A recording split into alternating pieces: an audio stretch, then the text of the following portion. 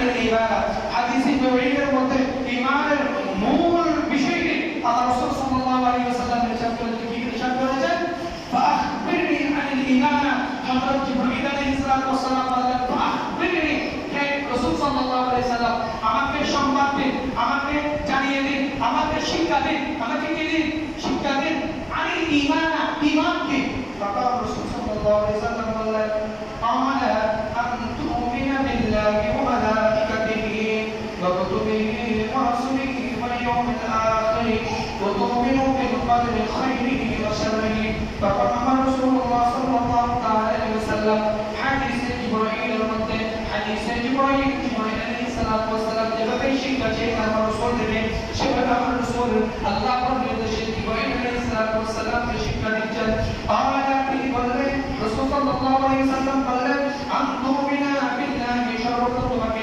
ঈমান আনতে হবে আল্লাহর উপর কি আনতে হবে ঈমান আনতে হবে আল্লাহর উপর ওয়া বিল্লাহি ওয়া মালাইকাতিহি এরপরে সমস্ত ফেরেশতাদের উপর ওয়া কুতুবিহি সমস্ত কিতাবের উপর শুধু কোরআনের প্রতি বলা হয় না কোরআনের পূর্বে যতগুলো কিতাব বর্ণিত হয়েছে অবতীর্ণ হয়েছে সমস্ত কিতাবের উপর ওয়া রাসূলিহি সমস্ত রাসূলের উপর শুধু খাতামুন নবীর উপর নয় আমার রাসূলের পূর্বে যতগুলো রাসূল দুনিয়াতে তাশরীফ এনেছেন সমস্ত রাসূলের প্রতি আমাকে কি করতে হবে ঈমান আনতে হবে ওয়াল ইয়াউমিল আখির এবং আখিরাতের প্রতি তোমাকে ঈমান আনতে হবে ওয়া তুমিনু বিল কদরি তোমাকে ঈমান আনতে হবে বিল কদরি তাকদীরের উপর বিল কদরি তাকদীরের উপর খাইরিহি ওয়া শাররিহি ভালো এবং মন্দের উপর আপনার আমার তাকদীরে আপনার তাকদীরে ভালো এবং মন্দ যাই ঘটে তার উপর আমাদের কি আনতে হবে ঈমান আনতে হবে এখানে একটা एग्जांपल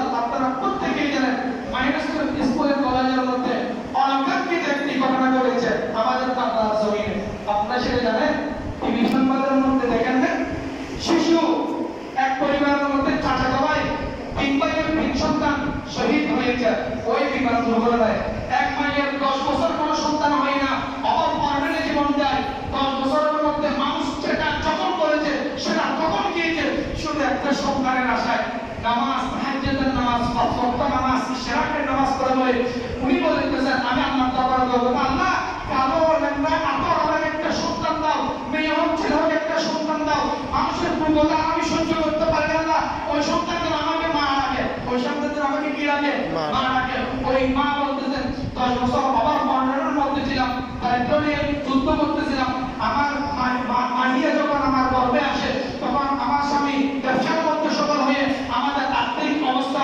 সচল হয়ে যায় সুবহানাল্লাহ আমাদের আর্থিক অবস্থা কি হয়ে যায় সবল হয়ে যায় আমার সে আল্লাহ থেকে পাওয়াদান আল্লাহ আজকে নিয়ে নিয়েছে আমি কি করে আমার জীবনটা সামনে দিকে নেব ওরকম অনেক মা কান্না করেছে কবে করে নাই আপনারা দেখেছেন না এনটিভির মধ্যে বাংলাদেশের মধ্যে টিভির মধ্যে মোহনা টিভির মধ্যে মাস্তাঙ্গা টিভির মধ্যে সবাই টিভির মধ্যে জোহরা টিভির মধ্যে যতগুলো টিভি চ্যানেল বাংলাদেশের মধ্যে রয়েছে প্রত্যেকটা টিভি চ্যানেল একটা পরিবার থেকে সংবাদ আহরণ করতেছে আপনারা দেখেছেন কিনা জানি না তো ওয়াল কদরি খাইরিহি ওয়া শাররিহি পাও এবং বন্ধের মধ্যে আপনার কি করতে হবে ঈমান থাকতে হবে আচ্ছা ওই শিশুর মা বাবা কি জানতো ওই শিশুকে জানতো ছুটি হওয়ার মুহূর্তে বাড়িতে যাবার জন্য একেবারে সবাই আনন্দ উৎফুল্ল ক্লাস শেষ এই ঘন্টা দিবে বাড়িতে চলে যাবে 2 মিনিট আগে কয় মিনিট আগে 2 মিনিট আগে কতগুলো একেবারে তরতাজা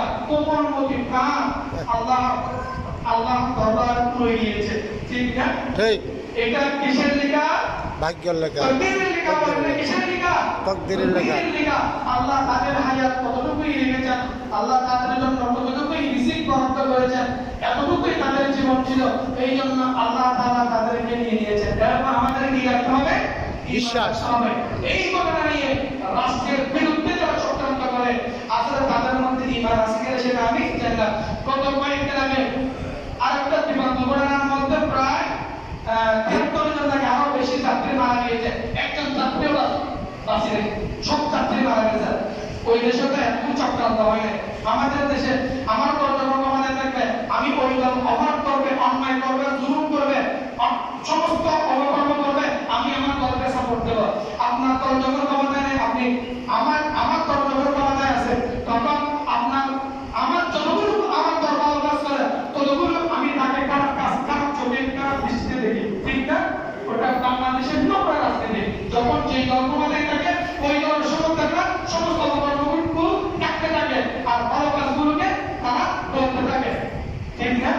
আমাদেরকে শিক্ষা দিতে হবে।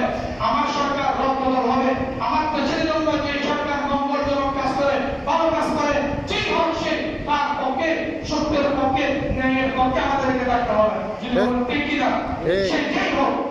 বিদেশিদের হাত থেকে আমার রাষ্ট্রকে তুলে দেবে না, বিদেশিদের চক্রান্ত থেকে, শত্রুতা থেকে, ওই গ্রাম অঞ্চল থেকে যে আমার রাষ্ট্রের সার্বভৌমত্বকে রক্ষা করবে, আমরা তার পক্ষে শক্তিশালী অবস্থান নেব। তারপরে আবার ঈমানের শিক্ষা দিচ্ছেন। كما في القرآن المجيد إنما بسم الله الرحمن الرحيم إنما المؤمنون الذين إذا ذكر الله إنما المؤمنون الذين آمنوا بالله ورسوله رسول الله صلى الله عليه وسلم বলেন ঈমান এমন একটি বিষয়, ঈমানের উপর কোনো প্রকার সন্দেহ বা সংশয় রাখা যাবে না। ঈমান একেবারে মজবুত থাকতে হবে। কোরআন কারীমের মধ্যে আল্লাহ তাআলা বলেন ইন্নামাল মুমিনুনা আল্লাযীনা আমানু, ঈমানদার বলতে তাই তারা ব্যক্তি, ঈমানদার বলতে তারা ইন্নামাল মুমিনুনা আল্লাযীনা আমানু বিল্লাহি, যারা আল্লাহর প্রতি ঈমান আনে, ওয়া রাসূলিহি, রাসূলের প্রতি ঈমান আনে, সুম্মা লাম ইয়ারতাবু, এবং আল্লাহ এবং রাসূলের প্রতি কোনো সন্দেহ সংশয় রাখে না। আল্লাহ এবং রাসূল যেগুলো আদেশ দিয়েছেন, যেগুলো নিষেধ করেছেন ওগুলোর প্রতি আমরা একেবারে তার বশ হয়ে যাব না। যেগুলো আদেশ দিয়েছেন ওগুলো আমাদের জীবন দিয়ে আমরা কি করব? পালন করব। আমাদের মান দিয়ে আমরা কি করব? পালন করব। ওয়াজাহাদু, চেষ্টা করবে আমওয়াল এবং সম্পদ দ্বারা আল্লাহর রাস্তায় সম্পদ ব্যয় করে, সম্পদ নষ্ট করে, আল্লাহর রাস্তায় খরচ করে, সদা সর্বদা আল্লাহর রাস্তায় আল্লাহকে সন্তুষ্ট করার জন্য সম্পদ কি করতে থাকবে? ব্যয় করতে থাকবে। তারপর কি ওয়ানফুসিহিম, নিজের জীবনও আল্লাহর দরবারে আল্লাহর জন্য কি করে দিবে? বিলিয়ে দিবে। আল্লাহ ধরে নিজের জীবন আল্লাহ চায়, আল্লাহর জন্য দিয়ে দিবে। ফি সাবিলিল্লাহ, একমাত্র আল্লাহর জন্য। উলাইকা হুমুস সালিহুন, কোরআন কারীমের মধ্যে বলেন তারা ঈমানের দাবিতে সত্যবাদী, যারা আল্লাহকে ভালোবাসে, রাসূলকে ভালোবাসে, আল্লাহ এবং রাসূলের ভালোবাসার প্রতি কোনো সন্দেহ সংশয় রাখে না। নিজের সম্পদ দ্বারা, নিজের জীবন দ্বারা আল্লাহর রাস্তায় জিহাদ করবে। কোরআন কারীম ফয়সালা দিচ্ছে, কোরআন কারীম সার্টিফিকেট দিচ্ছে। উলাইকা হুমুস সালিহুন, ঈমানের দাবিতে তারাই সত্যবাদী। উচ্চ আওয়াজ দিয়ে বলুন সুবহানাল্লাহ। সালাতুন আলা রাসূলিল্লাহ, সালামুন আলাইকুম। والإيمان ظرف معيار لكل حين من الأحيان ولا يسقط عند الإكراه والعجز أيضا ولا يقضى بالقضاء। ঈমান হলো জীবনের সবকিছুর পূর্বে সর্বপ্রথম আপনাকে গুরুত্ব দিতে হবে, সর্বপ্রথম আপনাকে শিক্ষা অর্জন করতে হবে, সর্বপ্রথম আপনাকে দায়িম এবং কায়েম থাকতে হবে। এক নম্বরে সর্বপ্রথম ঈমানের উপর। কিসের উপর? ঈমানের উপর। আপনি যদি ঈমানের উপর অটল না থাকেন, কেবল বল প্রয়োগ করে আপনার ঈমান থেকে আপনাকে কিভাবে জন্য খালাস করার জন্য আপনি জানের বাইরে, ব্যবসা প্রতিষ্ঠানের নিরাপত্তার বাইরে, পরিবারের সদস্যদের নিরাপত্তার বাইরে, আপনার টাকা সম্পদ যার জন্য সংগ্রহ করার বাইরে আপনার বল প্রয়োগের মধ্যে ওই বেঈমানের কাছে মতামত গিয়েছেন, তাহলে আপনি কি নয়? ঈমানদার নয়। এটা আমার কথা নয়, এটা হাদিসের কথা। আমরা যখন অক্ষম থাকবো শক্তিশালী ব্যক্তির কাছে, সন্ত্রাসের কাছে, চাঁদাবাজের কাছে, আমরা যখন অক্ষম থাকবো তখন আমাকে আমার জান দিয়ে, আমার মাল দিয়ে আমাকে সর্বোত্তম যেটা ধরে রাখতে হবে সেটা হলো কি? ঈমান। সেটা হলো কি? ঈমান। অক্ষমতা অবস্থায় আমরা ঈমান ছাড়তে পারবো না। এই জন্য কোরআনে পাকের মধ্যে আব্দুল্লাহ ইবনে হুসাইনের একটি ঘটনা বলবো। সর্বপ্রথম কোরআনের এই কারীমের আয়াত আপনাদের সামনে বলে দিই।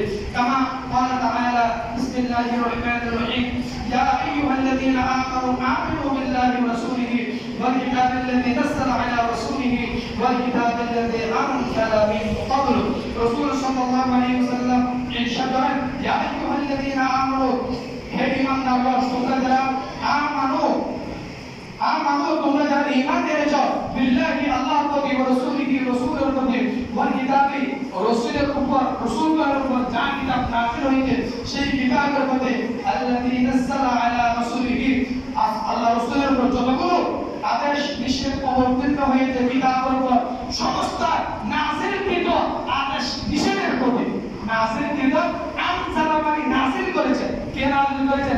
আল্লাহ নাযিল করেছেন সমস্ত বিষয়ের উপর। ওয়াল কিতাবিল্লাযী আনজালা মিন ক্বাবলু, যেগুলো ওয়াল কিতাবিল্লাযী আনজালা মিন ক্বাবলু, এগুলোর প্রতি আপনাদেরকে প্রতিষ্ঠিত থাকতে হবে। এগুলোর প্রতি আদেশ নিষেধ, এগুলোর প্রতি সমাজকে রাষ্ট্রকে প্রতিষ্ঠিত রাখতে হবে। সমাজকে রাষ্ট্রকে কি রাখতে হবে? প্রতিষ্ঠিত রাখতে হবে। ওয়ান আনাস قال قال رسول الله হযরত আনাস রাদিয়াল্লাহু তাআলা আনহু বলেন, তিনি বলেন রাসূলুল্লাহ সাল্লাল্লাহু আলাইহি ওয়াসাল্লাম ইরশাদ করেন, ইয়াকসুরু আন ইয়াকুনা ইয়া মুকাল্লিবাল কুলুবি ফাকবিল কুলুবি আলা দীনিকা। রাসূল সাল্লাল্লাহু আলাইহি ওয়াসাল্লাম উম্মতের জন্য শিক্ষা হিসেবে উম্মতের জন্য দোয়া করতেন, হে আল্লাহ, হে অন্তরের পরিবর্তনকারী, আপনি আমাদের অন্তরকে ঈমানের উপর প্রতিষ্ঠিত রাখুন। সুবহানাল্লাহ।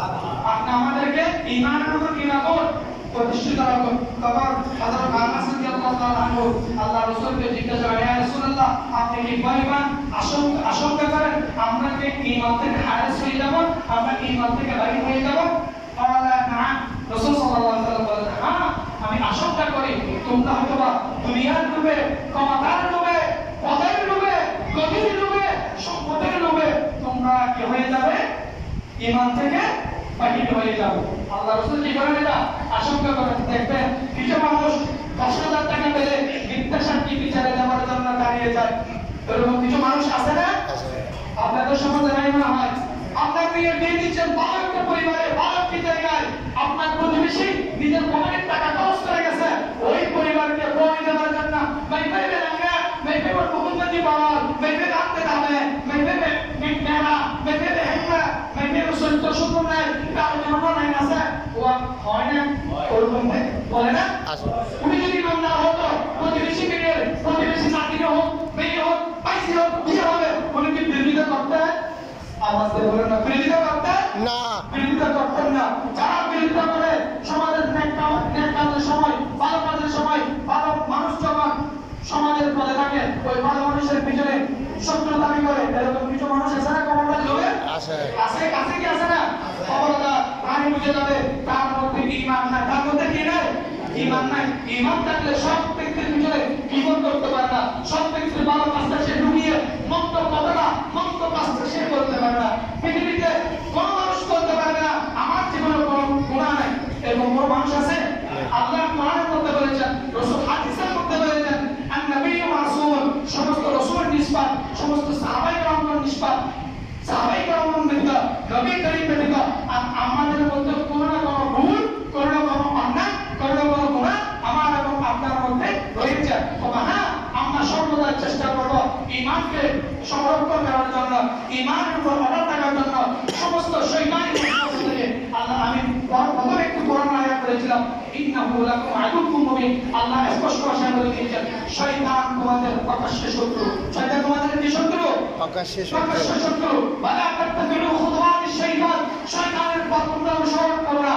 শয়তান তোমাকে পাপের দিকে টানে, শয়তান তোমাকে অমঙ্গলের দিকে টানবে, শয়তান তোমাকে ভালো নেক আমল জিন্দেগি কখনো কামনা করবে না।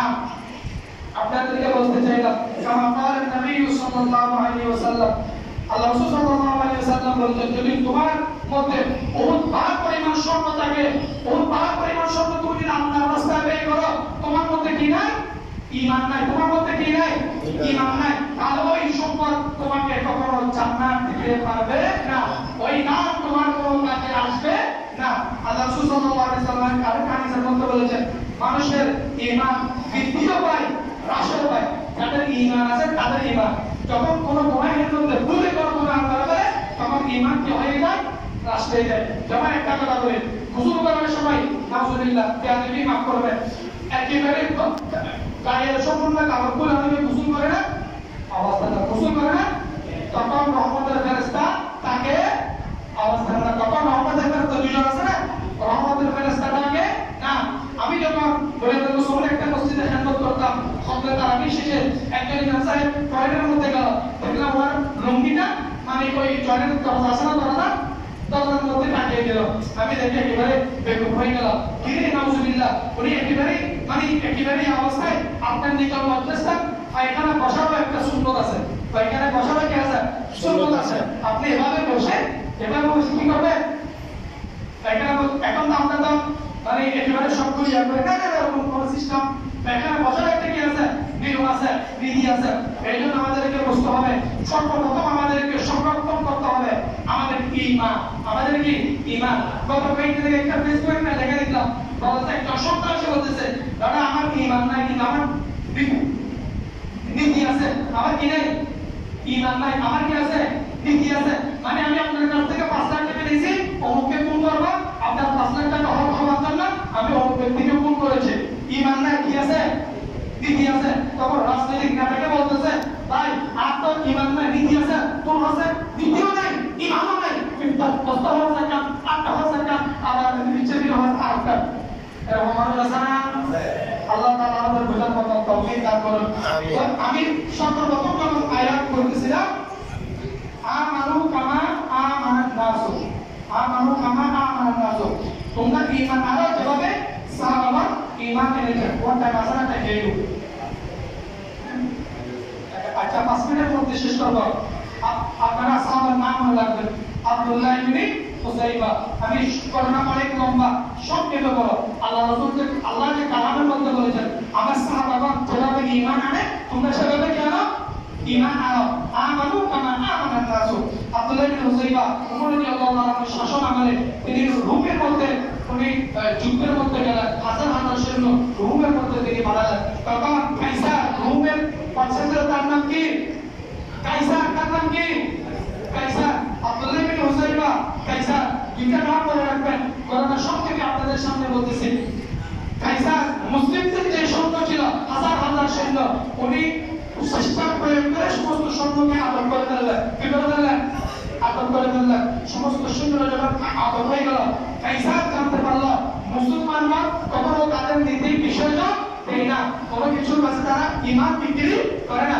কাইসার আব্দুল্লাহ ইবনে হুযাইফাকে ওই বন্দি থেকে সৈন্যকে বললেন, একজনকে নিয়ে আসো। ওই একজন ছিলেন আব্দুল্লাহ ইবনে হুযাইফা। আব্দুল্লাহ ইবনে হুযাইফা ওনাকে বললেন, হে তোমার নাম কি? বলে আমার নাম আব্দুল্লাহ ইবনে হুযাইফা।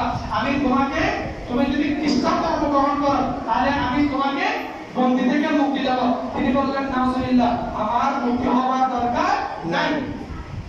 আবার তাকে বললেন, তুমি যদি খ্রিস্টান হয়ে যাও, দ্বিতীয় নম্বর তাকে প্রশ্ন দিচ্ছে, আমি তোমাকে প্রজাতির শাসন ক্ষমতা দেব। তিনি বললেন, নাউজুবিল্লাহ, আমার শাসন ক্ষমতা রাখবে না, আমি মুক্ত হতে চাই না, আমি খ্রিস্টান হতে পারবো না। তৃতীয় নম্বর তিনি বললেন, কাইসার, বাদশা কাইসার বলতেছেন, রোমের শাসক, তুমি যদি খ্রিস্টান ধর্ম গ্রহণ করো তাহলে আমি তোমাকে এই রোমের রাজত্ব দিব। নাউজুবিল্লাহ বলে আব্দুল্লাহ ইবনে হুযাইফা বললেন, আপনার বন্দি থেকে আমাকে মুক্তি হতে হবে না, আপনার বন্দির শাসক আমার লাগবে না, আপনার এই রোমের বাদশাই আমার লাগবে না। নাউজুবিল্লাহ, আমি খ্রিস্টান ধর্ম গ্রহণ করতে পারবো না।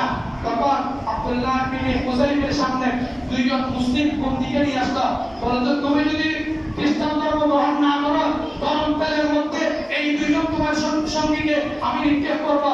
আব্দুল্লাহ ইবনে হুযাইফা বলে, তুমি তাদেরকে গরম তেলের মধ্যে নিক্ষেপ করো না, আমি আব্দুল্লাহ ইবনে হুযাইফাকে নিক্ষেপ করো। তুমি যদি তাদেরকে ছেড়ে দাও, বলে না না, আমি তাদেরকে গরম তেল নিক্ষেপ করবো, আগে তুমি খ্রিস্টান ধর্ম গ্রহণ করো, তোমাদেরকেও ছেড়ে দেবো, খুঁটিও ছেড়ে দেবো। তিনি বললেন, এটা আমার পক্ষে সম্ভব হবে না। গরম তেলের মতো প্রথম একজনকে নিক্ষেপ করলো, একেবারে গরম উত্তপ্ত তেল একবারে নারী মুড়ি ফেটে নিচে থেকে উপরে উঠলাম। দ্বিতীয়জনকে আবার তেলের মধ্যে নিক্ষেপ করলাম। তিনি আল্লাহ দরবারে ফরিয়াদ করতে লাগলেন, ওই সাহাবাগণ জান্নাত পেতে লাগলেন। সুবহানাল্লাহ, সুবহানাল্লাহ। তখন আব্দুল্লাহ ইবনে হুযাইফাকে যখন খ্রিস্টান করতে যখন পারত হলো, খ্রিস্টান হতে উনি পারবেন না, যখন প্যানিক জবাব দিলেন, তখন আব্দুল্লাহ ইবনে হুযাইফার সামনে দুইজন সৈন্য, পিছনে দুইজন সৈন্য, আনে একজন, বামে একজন, কয়জন সৈন্য? 6 জন সৈন্য। এই 6 জন সৈন্য তোমাকে একসাথে বিষাক্ত তীর নিক্ষেপ করবে তোমাকে হত্যার জন্য। তুমি যদি খ্রিস্টান হয়ে যাও তাহলে তোমাকে রাহিয়ে দেওয়া হবে, তোমাকে মুক্ত করা হবে। আব্দুল্লাহ ইবনে হুযাইফা বললেন, আমি আমরা মুসলমানরা শাহাদাতের তামান্না করি, আমরা ঈমান বিক্রি করি না। যে ঈমান বিক্রি করে সে কখনো মুসলমান হতে পারে না। তখন ওনাকে যখন তীর সামনে ধরে রাখলো, আব্দুল্লাহ ইবনে ঈমান দিক তিনি করেন নাই। তখন রোমের সম্রাট কাইসার তিনি বললেন এই পাগলটাকে জেলখানায় বন্দী করো। জেলখানার মধ্যে যখন কাইসারকে বন্দী করা হলো, জেলখানার মধ্যে কাইসার ক্ষুধার অবস্থায় একেবারে জান নিবেদিত অবস্থায় হয়ে গেছে। তো কাইসারের সুন্দর আগে বাদশাকে বলল যে বন্দীকে আমরা বন্দী করেছি, যদি ক্ষুধার যন্ত্রণায় তিনি মারা যাওয়ার উপক্রম হয়েছে, তাকে কিছু খাবারের ব্যবস্থা করুন। আব্দুল্লাহ বিন কাইসারের জন্য কিছু মদ আর কিছু শুকরের মাংস, নাউজুবিল্লাহ আর কিছু শুকরের মাংস দেওয়া হলো। আব্দুল্লাহ বিন কাইসারের সামনে আমার ইসলামের হয়ে আল্লাহকে যদি আপনার জীবন চলে যাবে, ওই মুহূর্তে যদি খাবারটা ভালো হয় আপনার জীবন বাঁচানোর জন্য কোরআনের আয়াত দ্বারা ওই খাবার আপনি খেতে পারবেন, ওই খাবার আপনি কি খেতে পারবেন। আব্দুল্লাহ বিন হুযাইফা বললেন আমি যদি এই মদ এবং এই শুকরের মাংস খাই তাহলে তোমরা ইসলামকে নিয়ে হাসি তামাশা করবে, ঠাট্টা করবে। আমি আল্লাহকে ভয় করে নয়, আমি তোমরা ইসলামকে উপহাস করবে, ওই উপহাসের দিকে তাকিয়ে আমি আব্দুল্লাহ বিন হুযাইফা তোমাদের এই হারাম খাবার গ্রহণ করবো না। তখন এত উন্নত মানের খাবার দেওয়া হলো। উন্নত মানের তেজস্বী খাবার গেলে যুবকদের মধ্যে একটা শক্তি চলে আসে না? তখন ওই জায়গার মধ্যে ওই রুমের সবচেয়ে সুন্দর নারী ওই আব্দুল্লাহ বিন হুযাইফাকে দেওয়া হলো। আব্দুল্লাহ বিন হুযাইফার সাথে চাকরির ওই মহিলা ছিল, ওই মহিলা চাকরির পর রুমের বাচ্চাকে এসে বলল কার সামনে আমাকে পাঠালেন, এই পাথরের সামনে কেন আমাকে জানেন? ওই যুবক আমার দিকে চাকরি করে তাকাইও নাই, ওই জবাব দিয়ে বলল সুবহানাল্লাহ। সুন্দর নারীর কাছে একটা মুসলিম নেতা বিক্রি হয়ে যায়, তারা কি মুসলমান নেতা হতে পারে? তাদের কাছে মুসলিম বিক্রি হয়ে যায়, তারা কি মুসলমান হতে পারে? যারা অল্পের জন্য মিথ্যা সাক্ষী দেয়, মিথ্যা মামলা করে, এতে মুসলমান হতে পারে না। আব্দুল্লাহ বিন হুযাইফা থেকে শিক্ষা নেন, নারী দিয়েছেন, সম্পদ দিয়েছেন, রাজত্ব দিয়েছেন, সবকিছু দিয়ে তিনি ঈমানকে কি করেছেন? রক্ষা করেছেন, প্রাধান্য দিয়েছেন। কাকে প্রাধান্য দিয়েছেন? ঈমানকে। আব্দুল্লাহ বিন হুযাইফাকে জেলখানা থেকে বাইরে করে আমার কাম হলো, এই আব্দুল্লাহ বিন হুযাইফা তোমাকে আমাকে তুমি দেখেছিলা আমি দুইজনকে গরম তেলের মধ্যে নিক্ষেপ করেছি, তোমাকে এখন গরম তেলে নিক্ষেপ করবো। তুমি যদি খ্রিস্টান হও তোমাকে গরম তেলে নিক্ষেপ করা হবে না, তোমাকে মুক্তি দেওয়া হবে। তিনি গরম তেলের ট্যাঙ্কের সামনে যাচ্ছিলেন আর দুই চোখের কান্না করতেছিলেন। সুবহানাল্লাহ বললেন না? কান্না করতেছেন। তখন রুমের বাচ্চা কাইসার বলল এই এদিকে আনো, এদিকে নিয়ে আসতো, তুমি তো মৃত্যুকে ভয় পেয়ে কান্না করতেছ, আমি বুঝতে পারলাম তুমি খ্রিস্টান হয়ে যাও, আমি তোমাকে মুক্তি দেব। বলেন যে না না রুমের সামনে কাইসার, আমি মৃত্যুকে ভয় পেয়ে আমি ওই গরম ট্যাঙ্কের মধ্যে তেলের মধ্যে আমাকে নিক্ষেপ করবে, এই জন্য আমি কান্না করি না। আমি কান্না করি এই জন্য আল্লাহ আমার শরীরে যতগুলো ফসল দিয়েছে, ফসল মানে চুল, কথা মানে কি চুল, আল্লাহ আমার শরীরে যতগুলো ফসল দিয়েছে ততগুলো আমাকে জীবন দিত। আমার প্রত্যেকটা জীবন আমি আল্লাহর রাস্তায় এভাবে জিহাদ করতাম। আওয়াজ দিয়ে বলেন সুবহানাল্লাহ। আমি কান্না করতেছিলাম, কান্না করে আল্লাহ যদি তোমার হাত আমার শাহাদাত দান করে, আল্লাহ আমাকে মৃত্যু দান করে, আল্লাহ আমাকে আর জীবন দেয়, আমি এভাবে ঈমানের জন্য, কার জন্য? ঈমানের জন্য কি দেব? বারবার জীবন দিতেই থাকবো। আল্লাহ যেন আমাকে সেই সুযোগটা দান করেন, আমি এই জন্য কান্না করতেছি। উচ্চ আওয়াজ দিয়ে বলুন সুবহানাল্লাহ। তাহলে বুঝে গেল, রুমের সম্রাট বুঝে গেল টাকা দিয়ে হবে না, ক্ষমতা দিয়ে হবে না, নারী দিয়ে হবে না, সমস্ত দুনিয়া দিলেও হবে না, সমস্ত রাজত্ব দিলেও হবে না। তখন রুমের সম্রাট কাইসার বলল এই আব্দুল্লাহ বিন হুযাইফা তুমি এদিকে এসো, তুমি এসে আমার কোমরে একটা চুমা দাও। বলে যে না না আমি তোমার কোমরে চুমা দিতে পারি না। আচ্ছা বলুন তো নূরের সাথে আলোর সাথে আমাদের কোনো ভালোবাসা হয় না? আলো যেখানে সেখানে অন্ধকার থাকবে না, আওয়াজ দেন না। আলো যেখানে থাকবে সেখানে অন্ধকার থাকবে না, অন্ধকার থাকবে না। আব্দুল্লাহ বিন হুযাইফা বললেন না আমি চুমা দেব না, একটা শর্ত রয়েছে, যদি আমার শর্ত মানো তাহলে আমি তোমার কোমরে চুমা দেব। আমার যে সাহাবারা, যে সঙ্গীরা যুদ্ধের ময়দানে এসেছিল, তুমি তাদেরকে বন্দী করেছ, তাদের জন্য তুমি আমাকে সব যদি ছেড়ে দাও আমি তোমার কোমরে কি দেব? চুমা দেব। কি দেব? চুমা দেব। তখন আব্দুল্লাহ ইবনে হুযাইফা শর্ত যখন রাজি হলো, আব্দুল্লাহ ইবনে হুযাইফা শর্ত রাজি হয়ে আব্দুল্লাহ ইবনে হুযাইফা চুমা দিলেন। ওই চুমাতে ওই কাইসারের সমস্ত দেহের মধ্যে নূরের তাজাল্লা চলতে লাগলো। সুবহানাল্লাহ। বললাম না যেখানে আলো থাকবে সেখানে অন্ধকার থাকতে পারে না, বললাম না। এরপরে হযরত ওমর রাদিয়াল্লাহু তাআলা আনহু জুমার বয়ানে যখন ভাষণ দিচ্ছিলেন, জোরে ভাষণ দিচ্ছিলেন, কান্নার আওয়াজ দিয়ে ভাষণ দিচ্ছিলেন, বলে এই সাহাবারা তোমরা যেখানে এই মসজিদে উপস্থিত হয়েছ তোমরা সবাই আব্দুল্লাহ বিন হুযাইফার কিসের মধ্যে, কোমরের মধ্যে চুমা দাও। আমি সর্বপ্রথম চুমাদের কারণ হিসেবে আব্দুল্লাহ বিন হুযাইফাকে চুমা করতেছি, তোমরা সকালে কি দাও? চুমা দাও। কিসের জন্য আব্দুল্লাহ বিন হুযাইফার কোমরে সমস্ত সাহাবারা খলিফাতুল মুসলিমিন চুমা দিয়েছেন, ঈমানকে রক্ষা করেছেন। কে রক্ষা করেছেন? ঈমান করে তাহলে আমরা সমস্ত বিপদের মধ্যে, সমস্ত মুসিবতের মধ্যে, অক্ষমতার মধ্যে আমরা কি প্রাধান্য দেব? ঈমান। আওয়াজ দেব না, কাকে প্রাধান্য দেব? আল্লাহ। জীবন কার জন্য? আল্লাহর জন্য। মরণ কার জন্য? আল্লাহর জন্য। সম্পদ কার জন্য? আল্লাহর জন্য। সন্তান সন্ততি কার রাস্তায়? আল্লাহর রাস্তায়। আল্লাহর জন্য। সবকিছু কার জন্য? আল্লাহর রাস্তায়। আপনারা কি ঈমানের পরিচয়, ঈমান কি বুঝতে পেরেছেন? কঠিন সময় আসবে জীবনে, এমন কোনো মানুষ নাই কঠিন সময় জীবনে আসে নাই। প্রত্যেকটা মানুষের জীবনে কঠিন সময় আসবে। খবরদার, কঠিন সময়ের মধ্যে ঈমান বিক্রি করা চলবে না। আজকে থেকে আমরা শিক্ষা পেলাম, আমার জীবনে জীবন মানে সংগ্রাম, জীবন মানে কি? জীবন মানে বিপদ, বিপদ জীবন মানে বালা, জীবন মানে মুসিবত, জীবন মানে বালা এবং মন্দ, ঠিক না? আমরা আলোচনায় বলছিলাম ওয়ালাকাদির খাইরিহি ওয়া শাররি, বালা এবং মন্দের উপর কি আনতে হবে? ঈমান আনতে হবে। বালা এবং মন্দ দুইটার মধ্যে সর্বদা আমরা ঈমানের উপর অটল থাকবো। আল্লাহ আমাদের সকলকে ঈমানের উপর অটল থাকার, মজবুত থাকার তৌফিক দান করুন। তৌফিক এবং আমিন। আল্লাহ যেমন আমিন। আমিন। First